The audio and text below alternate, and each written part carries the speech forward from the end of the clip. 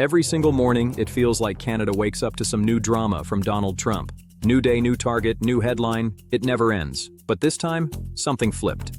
Trump didn't just throw threats north of the border, he ended up embarrassing himself in front of the entire world. His latest stunt, aimed straight at Canada's aviation industry, might actually backfire harder on the United States than anyone expected. And through it all, one thing became crystal clear. Trump's threats are starting to lose their bite. They're losing their power, their credibility, and against Mark Carney's Canada, they're losing everything. Late Thursday night, Trump got on his platform and declared that unless Canada certified a bunch of Gulfstream business jets, his team would slap a massive 50% tariff on Canadian-made planes. On Thursday evening, out of the blue, U.S. President Donald Trump posted on Truth Social that unless Canada certified 4 types of Gulfstream business jet, these are luxury jets made by the Georgia-based company south of the border, he would immediately impose tariffs of 50% on all Canadian-made aircraft and also decertify all Canadian-made aircraft, that's twin-prop planes, jets, helicopters, that were in the U.S., which would apply to 5,400 planes. White House officials on background clarified that, oh, no, the president didn't mean all aircraft currently in service in the U.S., which, if grounded, would completely hobble the U.S. travel and aviation industry, given the number of planes down there. Delta Airlines alone flies 46 Airbus-made A220s, which are assembled here in Quebec. That would be devastating to the U.S. travel industry. What they clarified was that the president meant new aircraft that rolled off the line, regardless of the type, not just Bombardier-made ones, would not be able to fly in the U.S. Does the president even have the authority to decertify planes? Typically, that is the domain of regulators at the Federal Aviation Administration in the U.S. or Transport Canada up here. So it remains unclear whether the president can even direct that. And also, this would be unprecedented, analysts have pointed out, or seemingly unprecedented, to decertify a plane for reasons other than safety alone. The tariffs that the president has threatened, of 50% supposedly, on aircraft shipped into the U.S. from Canada, would hurt the U.S. most of all, according to experts. Bombardier alone has 3,000 employees working at 9 plants across the U.S. Some 40% of Bombardier luxury jets are composed of American-made components. So any hit to Bombardier's business is a hit to American factories and the workers in those factories. So the economic ramifications would be felt up here, particularly in Quebec, where plane assembly, and to a lesser extent in Ontario, is so important, is so big. But it would even more so be felt in certain communities in the United States.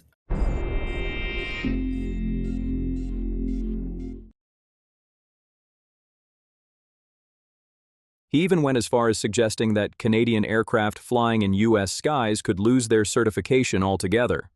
On paper, it sounded tough, like he was trying to hit Canada where it hurts. After all, aviation is one of the country's most crucial industries, and shaking it up could cause some real turbulence.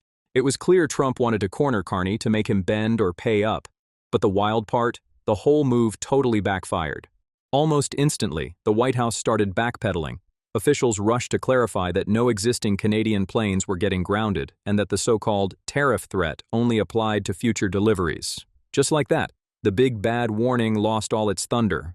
That sudden reversal from Trump's team wasn't some random mistake. It was straight-up damage control. It was their quiet way of admitting they'd gone way too far this time. If they had actually grounded Canadian-built aircraft, it would have been a total disaster for U.S. airlines. Flights across the country would have been thrown into chaos, travelers stranded, and the political blowback at home? Brutal. Trump's own advisors saw the mess coming from miles away, so before Canada even had the chance to clap back, they scrambled to tone the whole thing down. That's not how you flex power. That's how your leverage falls apart right in front of you. And as experts started picking apart the situation, another huge issue popped up. Trump might not even have the power to pull off what he was threatening. In the U.S., aircraft certification isn't something a president can just mess with. It's handled by independent regulators.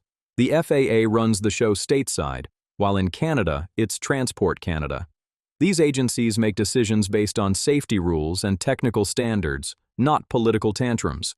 Trying to use certification as a weapon in some diplomatic fight would be unheard of. It'd spark lawsuits, break international agreements, and courts would almost definitely shut it down fast. Basically, Trump was swinging with a weak hand. His so-called threat was legally shaky at best and flat-out impossible at worst. And even if he somehow forced it through, the fallout would land hardest on American workers. Canadian aircraft depend heavily on US-made parts, and Bombardier's got major factories in several American states. So in trying to hurt Canada, he might have just shot his own team in the foot. Thousands of American families rely on that shared supply chain to put food on the table. If Trump actually restricted Canadian exports, US factory orders would drop fast, production lines would slow down, and tons of American jobs could be at risk. The Airbus A220 program runs on that same tight partnership, Canadian assembly lines and American suppliers working hand in hand. This isn't some one-way street. By going after Canada's aviation sector, Trump wouldn't just be hurting Canada, he'd be taking a swing at American manufacturing too. It's hard to imagine a bigger case of economic self-sabotage. While Trump was busy firing off threats and his team scrambled to walk them back, Mark Carney played it cool, real cool. He didn't lash out, didn't panic, didn't give the drama any extra oxygen. Instead, he let the facts and the systems already in place speak louder than any tweet or press statement ever could. Canada's trade protections stayed firm, the regulators kept doing their jobs, and the companies on both sides of the border just kept rolling. No chaos in Ottawa, no frantic press conferences, no meltdown. Just calm, calculated confidence. That composure wasn't luck, it was strategy. Carney knew exactly what he was doing. The more Trump talked, because deep down, this whole clash was never really about airplanes, it was about influence. Under Mark Carney's leadership, Canada has been quietly building its independence, step by step. The country's reduced its reliance on the US, expanded trade with Europe, and tightened its defense ties with new partners around the world. President Donald Trump is expanding his trade war with Canada. From auto, he is now threatening the aviation sector. This is just coming in on Truth Social. The president is saying that the country will be decertifying Bombardier Global Express and all aircrafts made in Canada until U.S. aviation company Gulfstream is fully certified.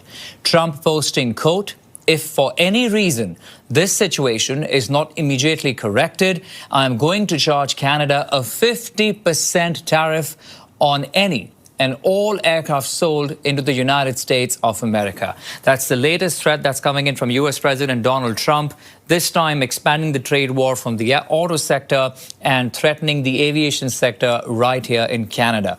None of these moves were for show. They were solid structural changes that reshaped how Canada stands on the global stage. And to Trump, that shift represents one thing: a loss of control.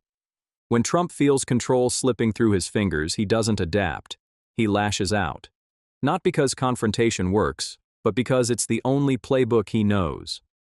Back in the day, his threats used to dominate the airwaves. Governments would rush to respond, markets would wobble, and the media would amplify every word like it was law.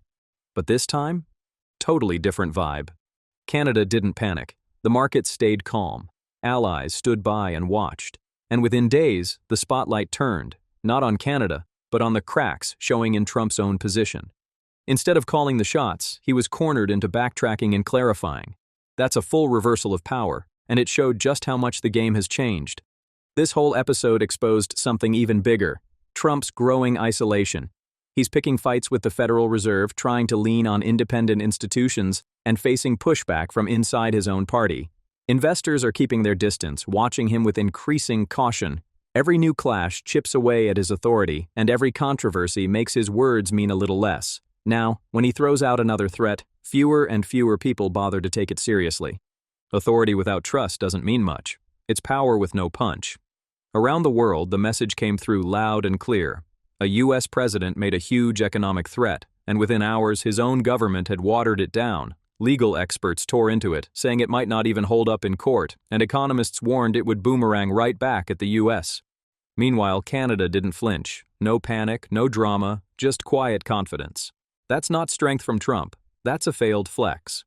By staying calm, Mark Carney managed to do more by doing less. He showed that Canada's got backbone, that its diversification strategy actually works, and that emotional outbursts aren't the only way to win a fight. While Trump came off as erratic and cornered, Carney looked cool, disciplined, and fully in control. That difference in image, it matters. In global politics, perception is its own kind of power. And while Trump will no doubt keep tossing out more threats, because that's his style, each one now hits with less force than the last. Every failed showdown chips away at his influence, and every retreat makes Canada look stronger on the world stage. Power builds up over time, and so does credibility. And right now, it's clear which side's stacking both higher. This whole aviation showdown was supposed to scare Canada into backing down, but it ended up doing the complete opposite. Instead of flexing power, Donald Trump exposed his own limits for everyone to see. He threw out threats he couldn't actually enforce, went after industries tied deeply to his own economy, and then folded the moment the pressure turned up. Without even breaking a sweat, Mark Carney walked away with a clear win, while Trump was left looking cornered and confused. Trump stepped into this fight expecting control and obedience. But when it was over, he came out smaller and Carney came out stronger. That moment says everything about where the balance of power stands now between Washington and Ottawa. Canada didn't just survive the threat, it proved that calm strategy beats loud chaos every single time. If you want more sharp, fact-driven breakdowns on how Canada handles global pressure, political interference, and shifting power moves across the world, make sure to like, subscribe, share, and drop your thoughts in the comments. Let's keep this conversation going.